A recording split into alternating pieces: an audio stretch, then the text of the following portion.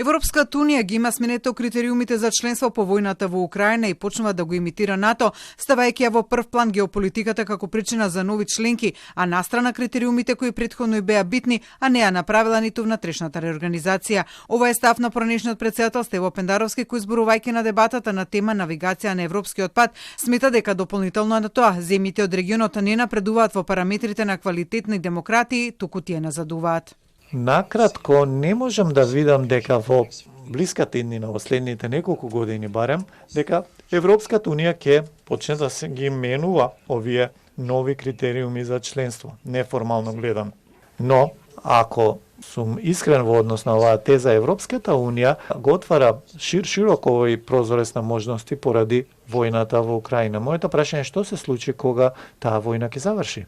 Пендаровски смета дека постои можност по завршувањето на војната во Украина бирократијата во Брисел да се врати на праксата на чекање на проширување со децении. Единствениот пат напред на Западниот Балкан кон Европската унија е преку заедничкиот европски пазар, смета Кристоф Бендер од иницијативата за европска стабилност, зашто на земјите им е потребно согласување на 70 до 80% со европското законодавство и кога ќе се сменат политичките услови, тие ќе станат членки.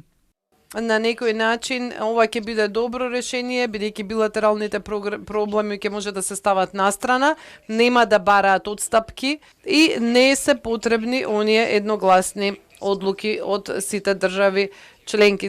Според професорот од Белградскиот универзитет Иван Вујчич, Западниот Балкан пак е во летаргија, се преправа дека сака во Европската унија дека прави реформи, додека Европската унија се преправа дека му верува и дека го сака кај себе, постојано измислувајќи нови алтернативи за членство.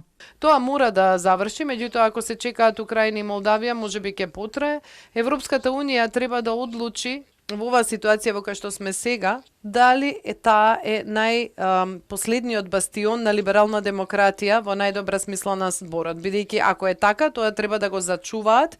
Според него, унијата е во криза и мора да направи важни реформи за да ја задржи својата конкурентска предност кон САД и Кина.